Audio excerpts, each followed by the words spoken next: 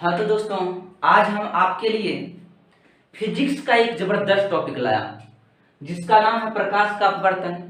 जहां से कंपटीशन में बहुत बार क्वेश्चन पूछे जाते हैं और होती क्या है कि हम लोग वहां से सिर्फ ऑब्जेक्टिव रखते हैं, उसके कॉन्सेप्ट को समझ नहीं पाते हैं। आज इस वीडियो को छोड़ के नहीं भागिएगा। आज अंत तक में आपको ऐसे ऐसे कॉन्सेप्ट दिए जाएंगे कि आज के बाद से इससे पूछे जाने वाले ऑब्जेक्टिव आपको कभी नहीं छूटेगी। और होती क्या है कि हम लोग इसको ऑब्जेक्टिव को रटते हैं और सब्जेक्टिव को जड़ से पकड़ नहीं पाते हैं। आप गीत सुने होंगे, पानी परी हो जेबा हरियर जहिया पानी परी जड़ में, सुने या नहीं सुने? एक जबरदस्त भोजपुरी गीत है, हो जेबा हरियर जहिया पानी परी जड़ में। तो आपके जड़ में पानी पड़ना चाहिए। कहने का मतलब कि जो जड़ है, जड़ को हमें पकड़ना चाहिए। जड़ जो होता है जड़, उस जड़ को हम पकड़ेंगे, कभी ऑब्जेक्टिव छूटेगा ही नहीं। हमें जड़ को धरना पड़ेगा और जिस दिन हम जड़ को धर लेंगे उस दिन से एक भी ऑब्जेक्टिव नहीं छूटेगा। तो आज बेसिक कॉन्सेप्ट से पढ़ते हुए चलेंगे। प्रकाश के बर्तन। प्रकाश के बर्तन पढ़ने से पहले हम दो चीज को पढ़ते हैं जिसका नाम है, एक को विरल माध्यम और दूसरा नाम है सघन माध्यम। दोस्तों गौर से ध्यान दीजिएगा, विरल माध्यम को कहते हैं रेरर मीडियम और सघन माध्यम को कहते हैं डेंजर मीडियम। रेरर मीडियम और डेंजर मीडियम में क्या अंतर है? तो हम आपको एक सिंपल से बात पूछते हैं कि बताइए, ये है हवा और यहाँ पर है पानी, नीचे में है पानी, तो इस दोनों में प्रकाश किस रास्ता में आसानी से गुजरेगा? प्रकाश इस रास्ता में हवा में आसानी से गुजरेगा, इसमें गुजरने में थोड़ा सा कठिनाई होगी। इसमें प्रकाश प्रवेश करेगा तो थोड़ा सा उसकी गति कम हो जाएगी। यानी विरल माध्यम मतलब होता है, विरल को कह सकते हैं आप सरल माध्यम भी बोलते हैं। सरल माध्यम यानी जिसमें प्रकाश की गति आसानी से कर पाए उसे विरल या सघन माध्यम कहते हैं। और जिस माध्यम में प्रकाश की गति करने में विरल माध्यम की अपेक्षा थोड़ा सा कठिनाई हो उसे हम सघन माध्यम कहते हैं। और ये परिस्थिति के अनुसार चेंज होगा। मान लीजिए हम ऊपर रखे पानी और नीचे रखे कांच, तो अब हम पूछते हैं कि बताइए, ये अभी तो इस टाइम ये विरल था, हवा विरल था और ये पानी सघन हो गया था, सघन माध्यम हो गया था। अब हम क्या करते हैं, अब पूछते हैं दोनों में कौन सा विरल माध्यम होगा और कौन सा सघन माध्यम होगा। तो हम कैसे जानेंगे? पानी में जो प्रकाश होगी कांच की अपेक्षा आसानी से गुजरेगा, यानी पानी में प्रकाश की वेग तेज होगी कांच की अपेक्षा। यानी तो इसको हम पानी को बोल देंगे विरल माध्यम रेरर मीडियम और कांच को बोल देंगे सघन माध्यम डेंजर मीडियम। सघन माध्यम डेंजर मीडियम। तो आप इसे समझ चुके हैं। तो अब इससे कोई बात क्या होती है कि हम प्रकाश के बर्तन को पहले फिगर के साथ सही तरीका से समझेंगे और सही तरीका से समझने का प्रयास कीजिएगा और परिभाषा तो आसानी से समझ जाइएगा। पहले इसकी फिगर से समझते हैं। मान लीजिए कि यह है हवा और यह है पानी। यह अभी विरल माध्यम रेरर मीडियम और यह है सघन माध्यम। अब हम क्या करते हैं, समझते हैं ये पानी है, ये हवा और नीचे पानी है। तब क्या होगा कि देखना है प्रकाश ऐसे आ रही है और प्रकाश को जाना चाहिए था, मान लीजिए यह विलंब है, प्रकाश को जाना चाहिए था ऐसे, यहाँ से थोड़ा सा पानी को मिटा देते हैं जो आपको उसको देखने में सहूलियत होगी। प्रकाश को जाना चाहिए था ऐसे, लेकिन प्रकाश ऐसे नहीं जाके क्या करेगा, ऐसे प्रकाश को जानी चाहिए था और प्रकाश ऐसे नहीं जाके क्या होगा, प्रकाश इधर थोड़ा सा मुड़ जाएगा। क्यों मुड़ेगा इस बात को हम बताएंगे अभी तुरंत। तो ये प्रकाश थोड़ा सा मुड़ जाएगा, तो इसी को हम प्रकाश के अपवर्तन करते हैं। तो गौर से ध्यान दीजिएगा, ये हल्का सा मुड़ गया या उधर भी मुड़ता, दूसरे परिस्थिति में हम बताएंगे प्रकाश हल्का सा इधर मुड़ गया। तो अब क्या होता है, यहाँ पर हम परिभाषा लिखे, जब प्रकाश की किरणें एक माध्यम से दूसरे माध्यम में प्रवेश करती है, एक माध्यम से दूसरे माध्यम, हवा से पानी में गया, यहाँ पानी लिखे थे, सॉरी पानी लिखा गया था। जब प्रकाश की किरणें एक माध्यम से दूसरे माध्यम में प्रवेश करती है, यानी हवा से पानी में प्रवेश किया, तो अपने वास्तविक पथ से, पथ मतलब होता है रास्ता, यानी प्रकाश को जाना चाहिए था ऐसे, लेकिन वो वास्तविक पथ से कुछ मुड़ जाती। वास्तविक उस पथ इधर जाना चाहिए था लेकिन उसने क्या हुआ, कुछ मुड़ गया। यह मुड़ने की घटना ही प्रकाश का अपवर्तन कहलाता है। तो हम समझ रहे हैं कि आप परिभाषा अच्छी तरह से समझ गए हैं। जब प्रकाश की किरणें एक माध्यम से दूसरे माध्यम में प्रवेश करती है तो अपने वास्तविक पथ से कुछ मुड़ जाती, यह मुड़ने की घटना प्रकाश का अपवर्तन कहलाता है। आपको कहिएगा ये सर ये इधर ही क्यों मुड़ा, उधर क्यों नहीं मुड़ा गया, तो इसके बारे में भी थोड़ा सा पढ़े चर्चा कर लेते हैं, तब बात इसके बारे में और करेंगे। प्रकाश का बर्तन, एक बात याद रखिएगा, जब प्रकाश, ये मान लीजिए विरल माध्यम है और ये सघन माध्यम है, जब प्रकाश विरल से सघन में प्रवेश करती है, याद रखिएगा, जब प्रकाश विरल से सघन माध्यम में प्रवेश करती है तो अभिलंब की ओर मुड़ जाती है, याद रखिएगा, जब प्रकाश विरल से सघन माध्यम में प्रवेश करती है तो अभिलंब की ओर मुड़ जाती है। और यही क्या होगा, जब प्रकाश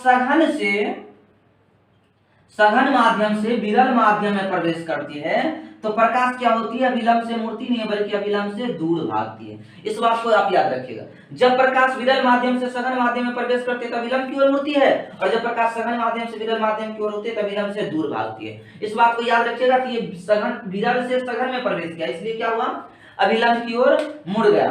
तो अब थोड़ा सा गौर से ध्यान देना है, प्रकाश के बर्तन को समझ चुके हैं। अब क्या होते हैं, प्रकाश के बर्तन के दो नियम होते हैं, प्रकाश के अपवर्तन के दो नियम। नंबर फर्स्ट तो हम बता सकते हैं, इसको हम बोलते हैं आपतित किरण, आने वाले को आपतित किरण, और जो ये मूर्ति है उसको अपवर्तित किरण। तो हम पहला बोल सकते हैं आपतित किरण, अपवर्तित किरण और उस पर डाला गया विलंब, तीनों एक ही तल मतलब बिंदु पर होते हैं। हम बोल सकते हैं आपतित किरण, अपवर्तित किरण, उस पर डाला गया विलंब, तीनों एक ही तल अर्थात बिंदु पर हो सकते हैं। तो प्रकाश का बर्तन के दो नियम होते हैं, हमें आपतित किरण, अपवर्तित किरण और उस पर डाला गया विलंब तीनों एक ही तल पर होते हैं। आप ये समझा चुके हैं, आपतित किरण, अपवर्तित किरण और उस पर डाला गया विलंब तीनों एक ही तल पर होते हैं। अगर आप इसको स्क्रीनशॉट लेना चाहते हैं तो स्क्रीनशॉट ले सकते हैं। और हम इसके बाद पढ़ते हैं दूसरे नियम को। देखते हैं दूसरा रूल क्या है, आपतन कोण की ज्या होता है। दोस्तों गौर ध्यान दीजिएगा, आपतन कोण की ज्या और अपवर्तन कोण की ज्या का अनुपात, ज्या मतलब होता है साइन, का अनुपात एक नियतांक होता है। हम कह सकते हैं नियतांक बराबर आपतन कोण की ज्या, ज्या मतलब साइन, और आपतन कोण को देखिए यहाँ पर आई से सूचित किए हैं, आई और बटा अपवर्तन कोण की ज्या, अपवर्तन कोण को यहाँ आर से सूचित किए हैं, साइन आर। यानी हम कह सकते हैं आपतन कोण की ज्या और अपवर्तन कोण की ज्या क्या होते हैं, एक नियतांक होते हैं। और एक बात याद रखिएगा, इस नियम को जो है अस्नेल महोदय दिए हैं, इसलिए इस नियम को अस्नेल का नियम भी कहते हैं,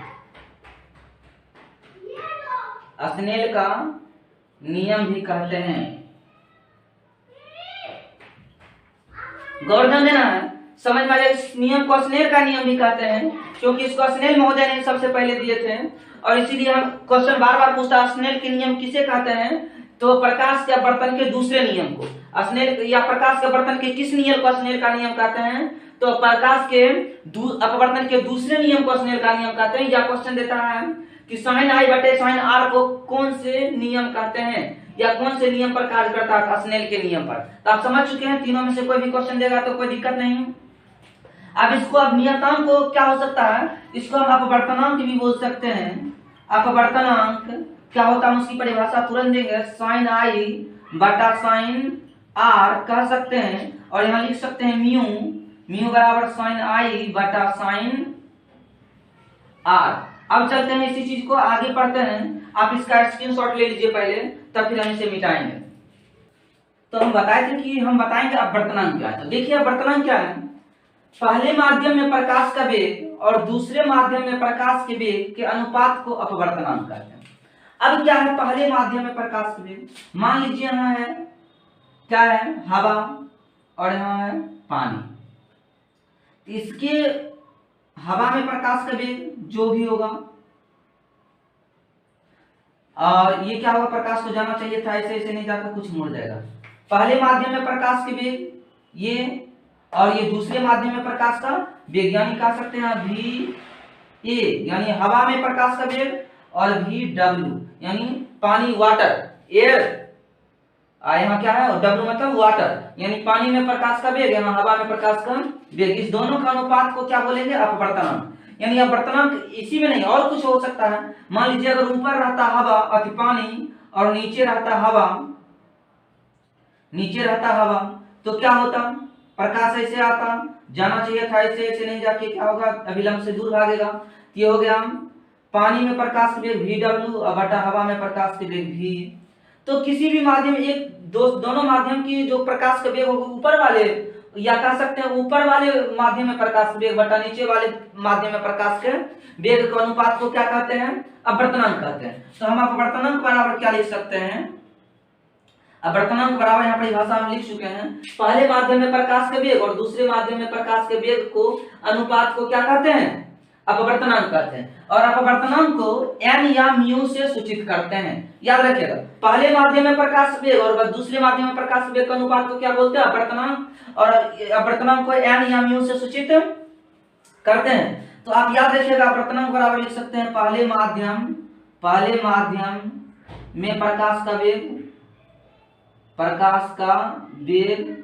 बटा दूसरे माध्यम में प्रकाश का वेग। अब गौर ध्यान दीजिएगा, अपवर्तनांक को n या म्यू से सूचित करते हैं, तो म्यू बराबर क्या हो जाएगा, गौर ध्यान देना है, या n बराबर क्या हो जाएगा, या म्यू बराबर या म्यू या n बराबर लिख लीजिए सिंपली, n या म्यू बराबर क्या हो जाएगा, पहले माध्यम में प्रकाश वेग, यानी यहाँ पर देख सकते हैं उधर का लिखेंगे तो VA बटा VW, आप लिख सकते हैं VA बटा VW। अब गौर से ध्यान देना है, कभी कभी क्या होता है कि इसी को आपको आगाह करने के लिए देगा, कभी कभी दो जब अपवर्तनांक निकालना होता है तो कभी कभी क्वेश्चन ऐसा देता है, जब हम निकालेंगे मान लीजिए दोनों का अपवर्तनांक निकालते हैं, गौर से ध्यान दीजिएगा, यहाँ से एक फार्मूला सिद्ध होता है, समझ में आ जाएगा। जब हम निकाले ये किसका, इसके हवा की अपेक्षा जल का अपवर्तनांक, यानी आप कह सकते हैं, यहाँ लिख सकते हैं कि n जो निकाल रहे हैं किसकी अपेक्षा किसके निकाल रहे हैं, हवा की अपेक्षा जब जल का अपवर्तनांक निकाल रहे हैं तो हो रहा VA बटा VW। और जब यही निकालेंगे किसकी अपेक्षा, जल की अपेक्षा हवा का अपवर्तनांक, तो क्या हो जाएगा, ये हो जाएगा VW बाय VA।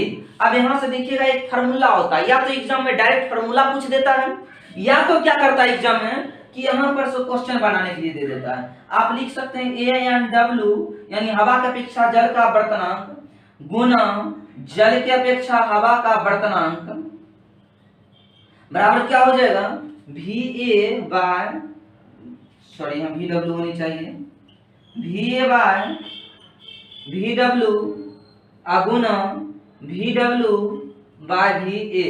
बोलिए दोनों कट जाएगा तो क्या हो जाएगा, ANW गुना WNA इक्वल टू A। ये फार्मूला होता है और यहाँ पर कभी कभी इससे क्वेश्चन दे देता है, कभी कांच दे देगा, कभी हवा दे देगा, कभी हवा दे देगा, कभी क्या कहते हैं वाटर और कांच दे देगा। इसके लिए टेंशन नहीं लेना है, इस पर फार्मूला पर पढ़ें और कैसे बनेगा हम आगे की वीडियो में बताएंगे। और अब पढ़ते हैं थोड़ा सा इसी से रिलेटेड एक होता है निरपेक्ष अपवर्तनांक। निरपेक्ष अपवर्तनांक एब्सोल्यूट रिफ्रैक्टिव इंडेक्स। आप देखते हैं ये क्या होता है, इस निरपेक्ष अपवर्तनांक सिंपल सा है। वहां पर क्या होता था अपवर्तनांक में, वहां दोनों में कोई माध्यम होता था, यहाँ एक माध्यम फिक्स होना, ऊपर का जो माध्यम होगा निर्वात होना एनी टाइम जरूरी है, निर्वात होना एनी टाइम जो ऊपर निर्वात, नीचे कोई भी माध्यम दे दीजिए, हवा दे दीजिए या जल दे दीजिए या कांच दे दीजिए, इससे कोई मतलब नहीं है। लेकिन ऊपर क्या होना चाहिए, एनी टाइम निर्वात होना चाहिए। निर्वात में प्रकाश के वेग और ये जखनिया होगा, ये कुछ ना कुछ क्या होगा, जल दे दीजिए या कांच दे दीजिए, हवा और निर्वात लमसम सेम होती है, तब क्या होगा अपवर्त, इससे कुछ ना कुछ थोड़ा सा मुड़ेगा, यानी अभिगति क्या कहते हैं, अपने वास्तविक पथ से कुछ मुड़ेगा, अभिलंब की ओर मुड़ेगा। तो गौर ध्यान दीजिए, हम बता रहे थे निरपेक्ष अपवर्तनांक किसको कहेंगे, इसमें ऊपर पर हमेशा निर्वात होना जरूरी है, वहां पर किसी का अपवर्तनांक में किसी का होना जरूरी नहीं था, वहां पर हमेशा हवा हो कांच हो कुछ भी ऊपर दे सकते हैं। लेकिन यहाँ जब भी निरपेक्ष मतलब हम किसकी अपेक्षा निकालेंगे, तो निर्वात की अपेक्षा। निरपेक्ष अपवर्तनांक का मतलब ही हुआ किसकी अपेक्षा तुलना कर रहे हैं प्रकाश वेग, तो निर्वात की अपेक्षा। निर्वात में प्रकाश के वेग और अन्य माध्यम में प्रकाश के वेग, निर्वात में प्रकाश वेग और अन्य माध्यम में प्रकाश के वेग के अनुपात को निरपेक्ष अपवर्तनांक कहते हैं। तो आप शायद निरपेक्ष अपवर्तनांक समझ गए होंगे। निरपेक्ष अपवर्तनांक किसको कहेंगे, निर्वात में प्रकाश वेग और माध्यम में प्रकाश के वेग के अनुपात को निरपेक्ष अपवर्तनांक कहेंगे। अब हम पढ़ेंगे कि निरपेक्ष प्रकाश के अपवर्तन से पूछे जाने वाले कुछ इंपॉर्टेंट क्वेश्चन के बारे में, जो आप थोड़ा सा देखिएगा, इसको मिटा रहे हैं। देखते हैं प्रकाश के अपवर्तन के कारण घटने वाली कुछ घटनाएं। बहुत सारी घटना है, लेकिन कुछ इंपॉर्टेंट घटना जो एग्जाम में कभी कभी पूछी जाती है और पूछता है यह घटना प्रकाश के किस घटना के कारण घटता है। तो प्रकाश के अपवर्तन के कारण जो घटना घटता है उसे आप एक बार माइंड में बैठा के तभी एग्जाम में जाइएगा। तारों का टिमटिमाना, तारे जो टिमटिमाते हैं यह प्रकाश के अपवर्तन के कारण। आप देखिएगा बहुत बार क्वेश्चन पूछता है तारे का टिमटिमाना कौन सी घटना है। विकल्प देता है प्रकाश के परावर्तन के कारण, प्रकाश के अपवर्तन के कारण, पूर्णांतरी के परावर्तन के कारण, क्रांति कोण के कारण। तो होगा प्रकाश के अपवर्तन के कारण। तारे टिमटिमाते हैं प्रकाश के अपवर्तन के कारण।